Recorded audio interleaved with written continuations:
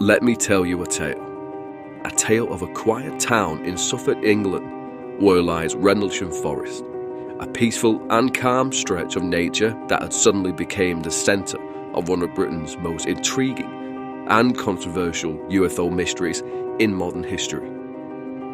With reports of hovering lights in the sky, landing metal crafts, and military personnel as key witnesses, this is one mystery no one involved ever forgot.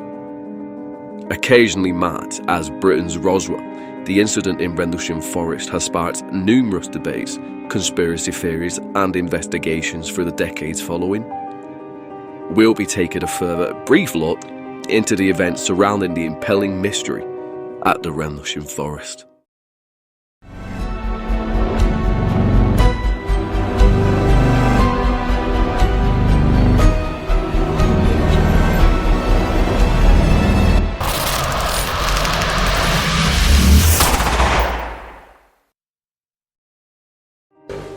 It was a harsh, freezing morning of the 26th of December 1980, where the servicemen of the RAF Woodbridge were confronted with strange, unusual lights descending into the forest.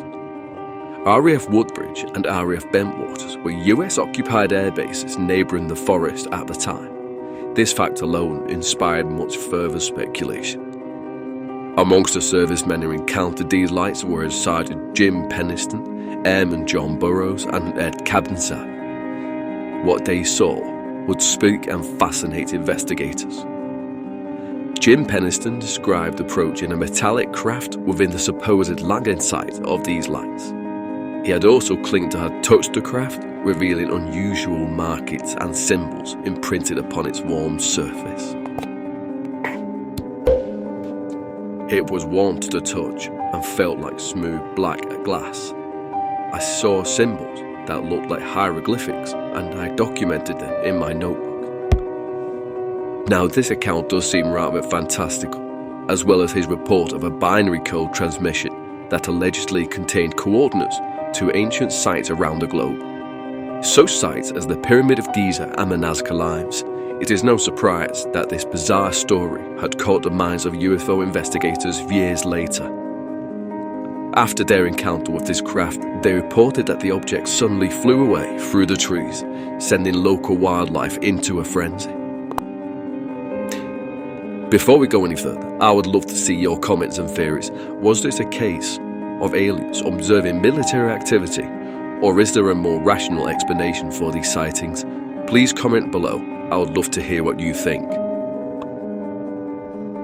Following this anomalous event, the Deputy Base Commander, a Lieutenant Colonel Charles Holt, and a team of several servicemen had further investigated the location to where the sightings had occurred. During the investigation, Holt too became a witness of the mysterious lights hovering ominously over the north and south of their location. The sighting lasted around 2 hours, leaving enough time for Holt to describe the behaviour of this eerie anomaly. Lieutenant Colonel Holt's audio recording, he was noted as saying, "There's no doubt about it. There's some type of flashing red light. It's definitely coming this way. Pieces of it are shooting off. There is no doubt about it. This is weird."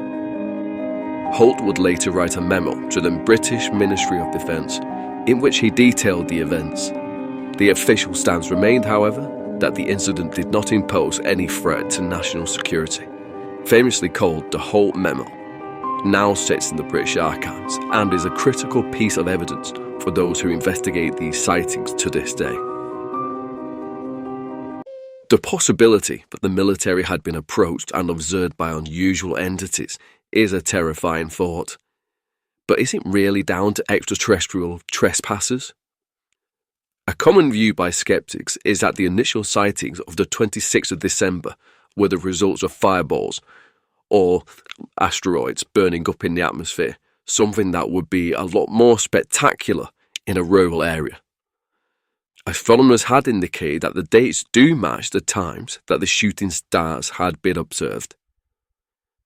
There had also been depressions in the dirt that had been reported to the police prior further investigation. However, such markings had been explained away by the police as rabbit diggings or other local wildlife activity.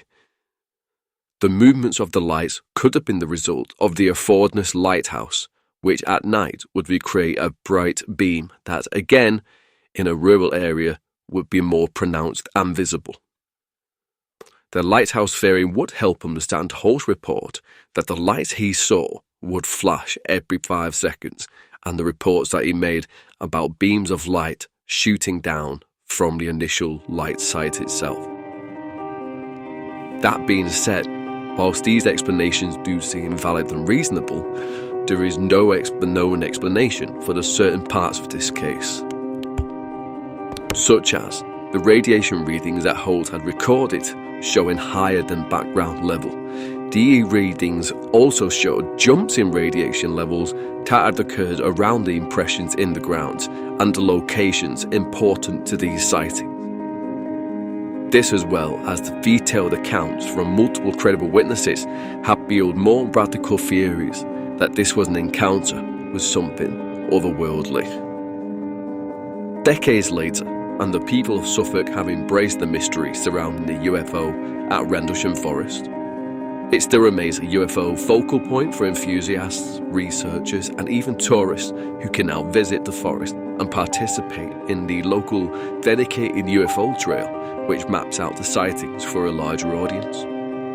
Whatever side of the debate you are on, there is no doubt that the incident inspires and encaptures the imagination of all who hear it. But what do you think? Was this a case of a mistaken identity caused by meteor showers and the lighthouse in a rural area? Was it an elaborate military exercise posed as a UFO encounter? Or did the servicemen really stumble across an extraterrestrial visitor, one whose agenda is far more concerning than we think? Thank you for joining us on this amazing journey to the unknown. If you like this sort of content, please like, share, and subscribe.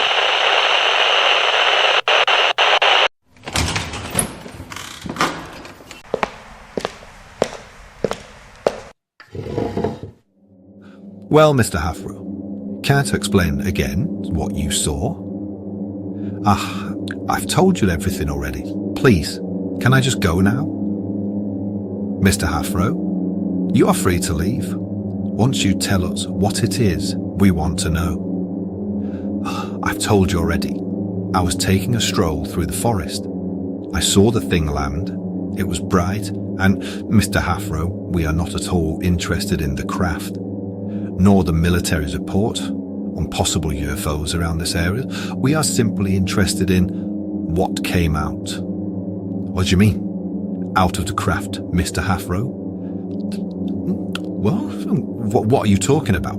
Mr. Hafro, please. You seem to be under the impression that we are here as a government body, and as such would take less than favourable attitudes against you if you saw something you shouldn't. Trust me, you won't. Are you sure about that? Mr. Hafro, we don't need to cover this up, you know. Oh yeah, and why is that? Because, simply no one would believe you anyway. You'll be free. Just tell us what you saw. Okay. I wasn't sure at first. I thought it was a shadow, but it walked straight towards me. It was like us, but different. How different? Like us, but extremely skinny, malnourished looking. Long arms, legs, and the head. Yes. The head was massive, curved with wide gaping eyes, looking right through me. How did it act? It was strange, like they were hovering and looming over me, slowly, creepy. Yes, that sounds a lot like them. What? You know what it is? Who are you guys? Is there anything else you can tell me about them? Mr. Hafro? Mr. Hafro, is there anything else you can tell me? Hafro, it spoke. What? I'm not sure. It was like it spoke to me, but from inside my head. Well, that's certainly a new one. Never heard them speak before, let alone using telepathy. You lot speak like you've seen men before. What did it say? What did it say? My mind's a bit truzzy about the details. Focus, Mr. Halfrow. I think it said, yes, something, someone. Mr. Halfrow, focus. What did it say? Something about...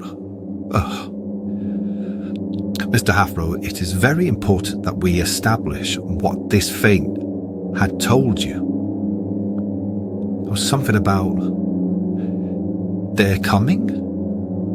What did you say? They are coming.